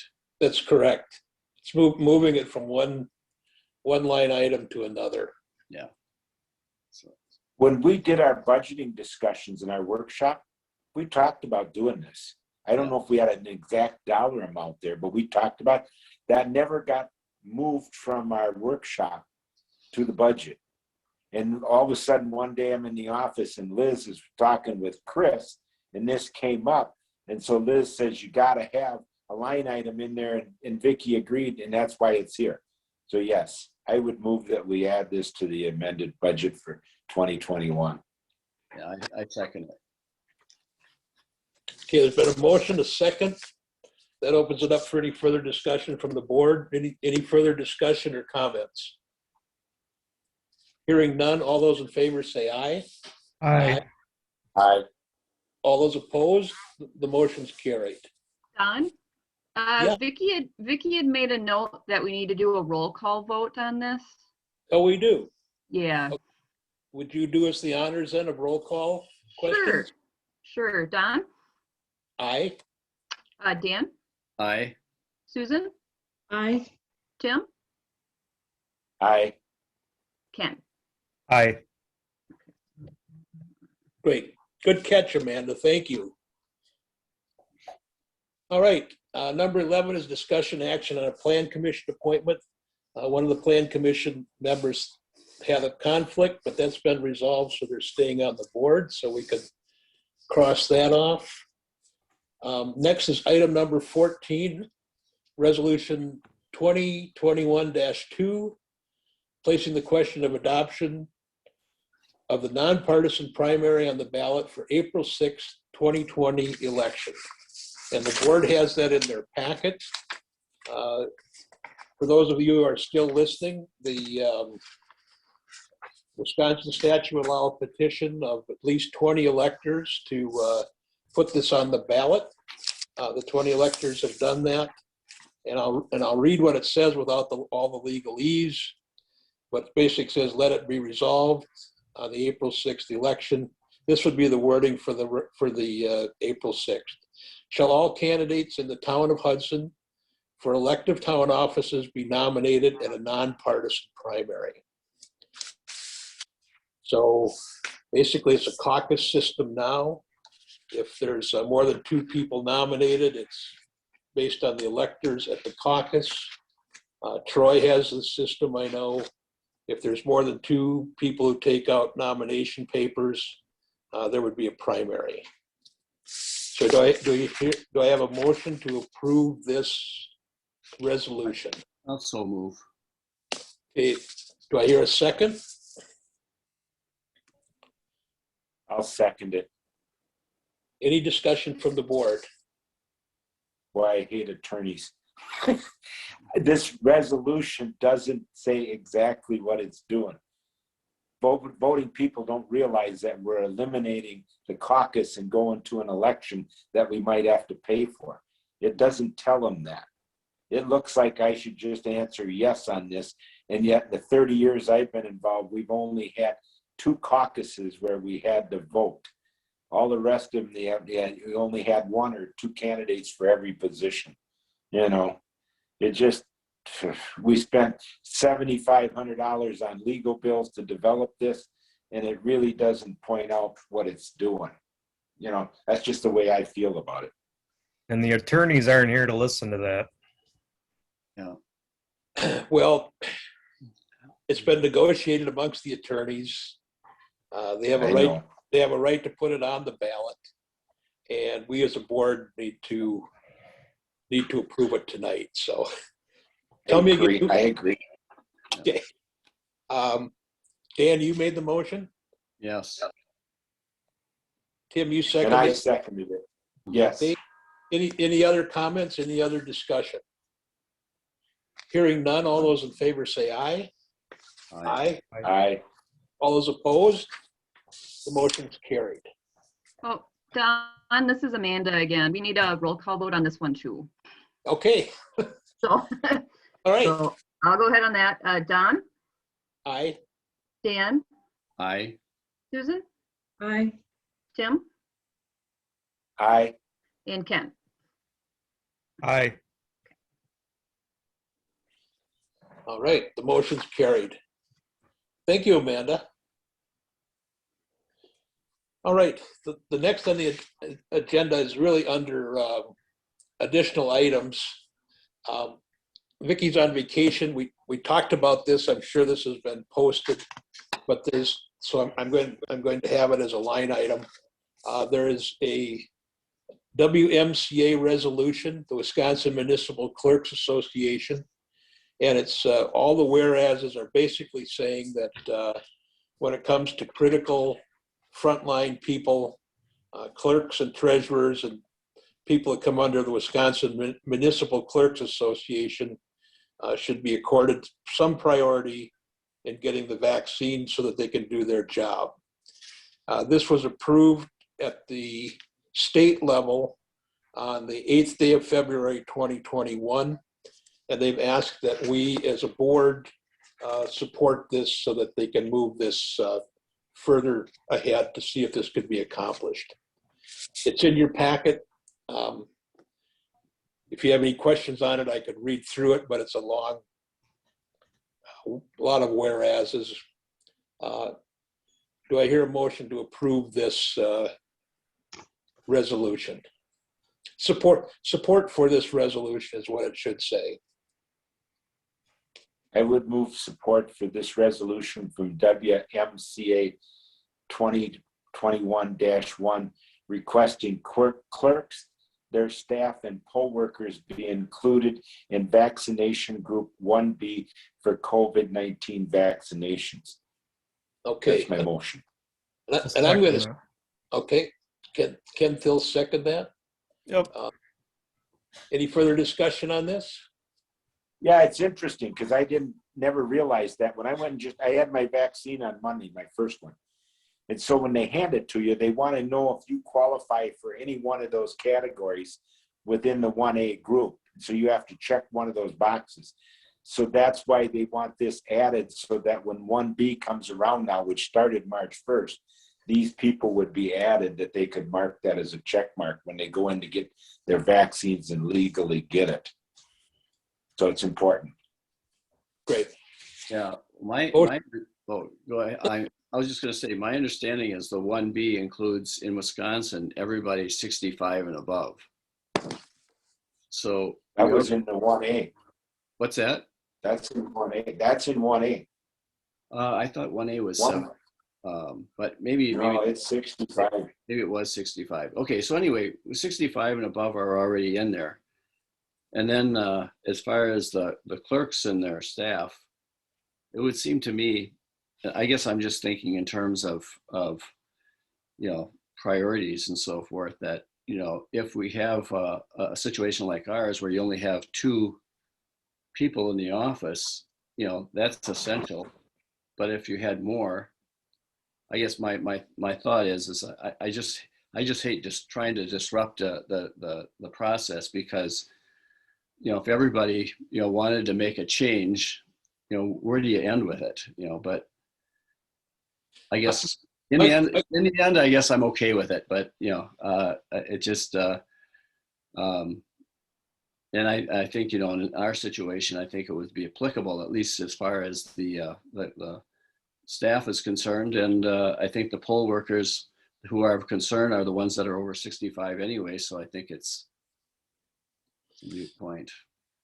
I think one of the valuable points they did in all their whereases, Dan, was they pointed out we're trying to get government open again. And so if you got the clerks and their staff vaccinated, you could open up. So if people call into the office and they can't come in because it's locked, it'd be good to get it back open, you know. Yeah, right. That's the That's, I support trying that, to make. you know, so, yeah. Okay, I don't want to rush us tonight, but it's been a long meeting. Any other discussion? All right, we certainly want to support this. So there's been a motion made, it's been seconded. Support for the resolution from the WMCA. All those in favor say aye. Aye. Aye. All those opposed? Aye. Who, that was Ken opposed? I said aye. I just was late. Oh, okay. So it's all in favor of it then. The motion is carried. All right. I just have one more update for the board. As you know, we've kind of come full circle on this, but it's important to keep you informed. At Edgewood and Highview, up in Edgewood Estates, there was the lot bounded on the north by the future street, town road for Edgewood, and on the west by Highview. That lot has now been sold. They asked for a driveway permit.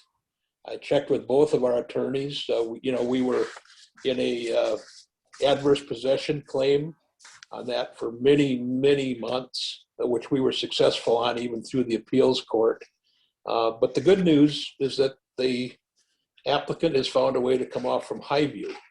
So we had a framework in place where we could have done something with our attorney to have an agreement for Edgewood, but it's much, much cleaner if they come off from Highview.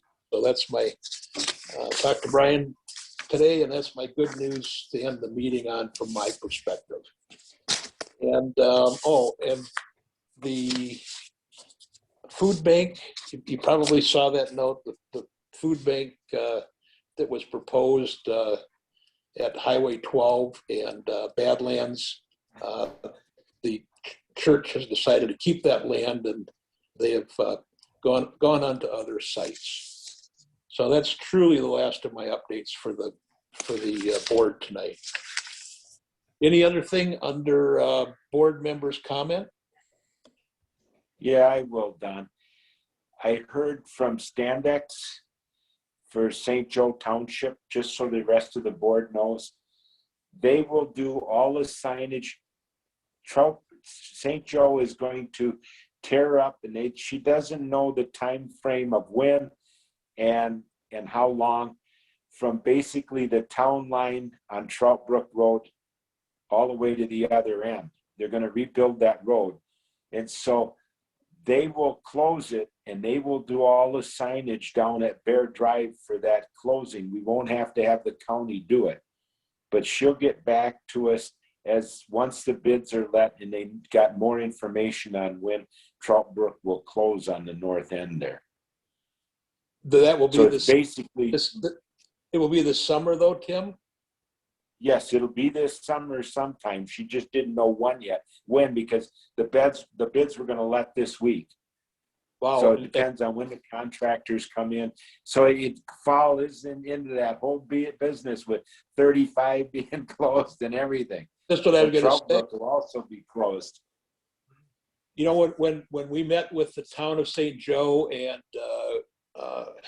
WSDOT on that about finding a way to reroute that traffic, one of the things we talked about it with the board as a result of that are some of these solar powered, your speed limit is, to put one at the south end of Trout Brook and one at the north.